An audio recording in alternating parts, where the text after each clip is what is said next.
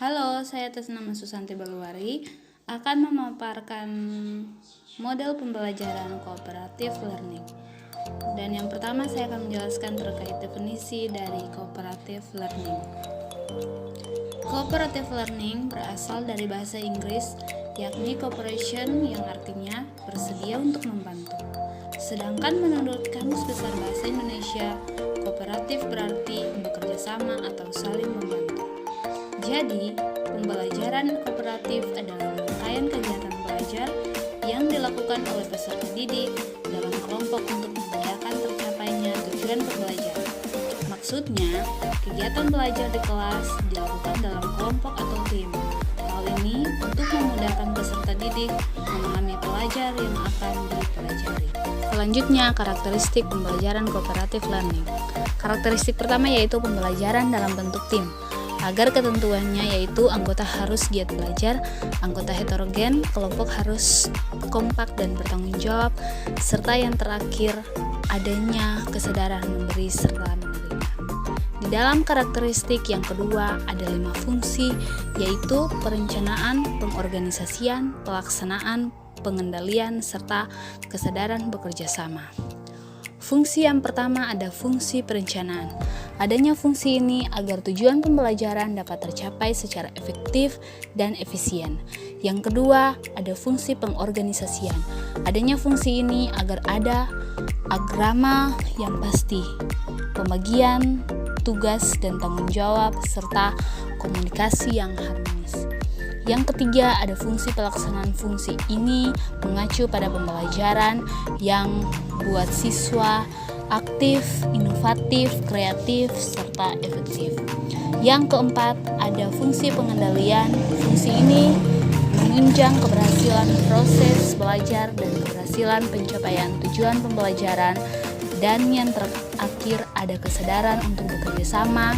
Ada cara memelihara kerjasama tersebut. Yang pertama, adanya pembagian tugas.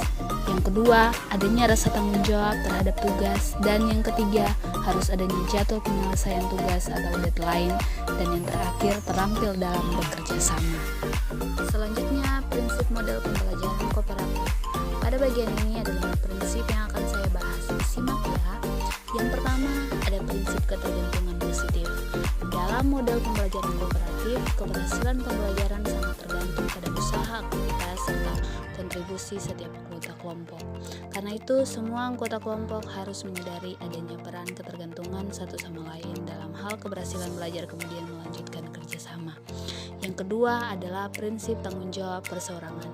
Untuk memperoleh keberhasilan pembelajaran di dalam model pembelajaran kooperatif, maka setiap anggota kelompok harus bertanggung jawab sesuai dengan pembagian tugasnya, yang nanti guru akan memberikan penilaian secara individual atau kelompok yang sesuai dengan kelompok yang terdapat di dalamnya.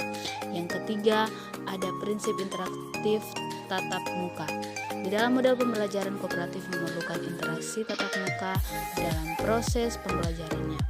Interaksi tatap muka ini akan memberikan kenyamanan belajar dalam membentuk kelompok bersama, mengutamakan toleransi dan peduli terhadap sesama anggota kelompok. Yang keempat, ada prinsip partisipasi dan komunikasi. Strategi pembelajaran kooperatif dapat melatih peserta didik untuk mampu berpartisipasi dan berkomunikasi. Artinya, peserta didik akan mampu memberikan pendapat, gagasan, saran, termasuk juga kemampuan menanggapi atau memberikan saran terhadap kelompok lain. Dan yang terakhir ada prinsip evaluasi proses secara berkelompok. Dalam hal ini perlu dijadwalkan waktu khusus bagi kelompok untuk mengevaluasi proses kerja kelompok dan hasil kerjasama mereka, agar selanjutnya bisa bekerja sama dengan efektif lagi di lain waktu. Selanjutnya model pembelajaran kooperatif. Bagaimana ya? Yuk disimak. Sebelum guru memasuki kelas, guru harus sudah menentukan topik yang akan dibahas. Misalnya, di sini di dalam pembelajaran sosiologi dengan pokok materi perilaku menyimpang. Guru mengerucuti topik yang nanti akan dibahas di kelas.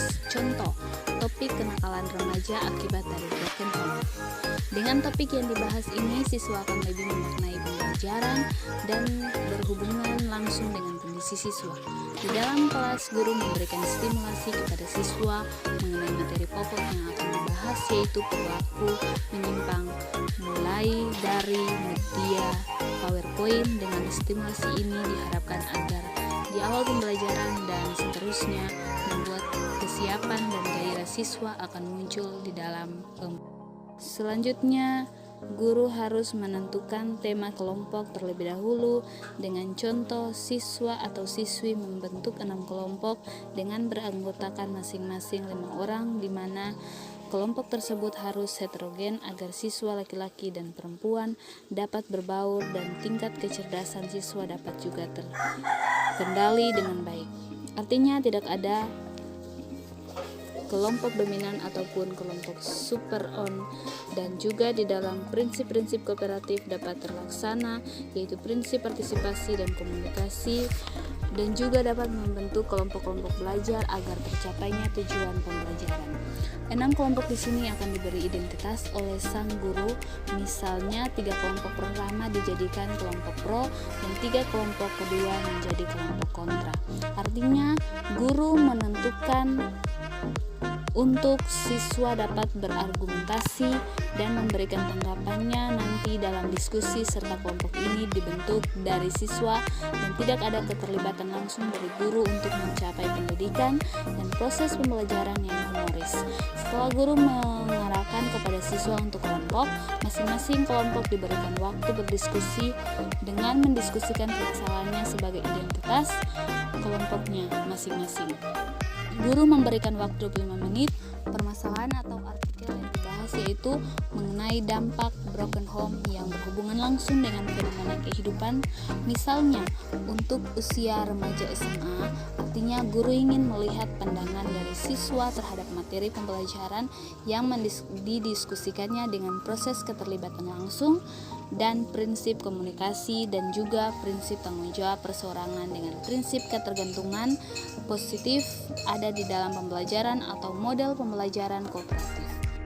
Kemudian untuk mencairkan suasana, guru memberikan ice speaking atau game singkat atau teka-teki ataupun tebak-tebakan. Guru memberikan tebak gambar, siswa disuruh menjawab dari gambar yang disajikan dan dengan alasan dan penjelasan singkat. Contoh di sini ada gambar anak TK, siswa harus menjawab teori apa yang cocok ketika anak dicap oleh orang tua dan mencamkan pendidikan. Untuk memberikan ice breaking dan juga tugas kepada masing-masing individu sesuai dengan identitas kelompoknya secara langsung dari kegiatan. Pada saat itu juga menarik kesimpulan belajar siswa, artinya guru memberikan validasi penjelasan terkait pembelajaran hari ini yang berhubungan langsung dengan seusia di dalam masa kehidupannya dengan pokok materi perilaku menyimpang yang diajarkan di sosiologi kelas 10 SMA. Guru memberikan kesimpulan bahwa perilaku menyimpang di usianya merupakan perilaku yang berbahaya dan bisa menimbulkan dampak yang serius akibat dari sosialisasi yang tidak berguna. Kemudian siswa dipersilakan untuk bertanya ataupun memberikan komentar, dan setelah itu dilanjut dengan penutup oleh guru. Pembelajaran kooperatif di kelas 10 SMA dengan materi perilaku menyimpang mata pelajaran sosiologi selesai.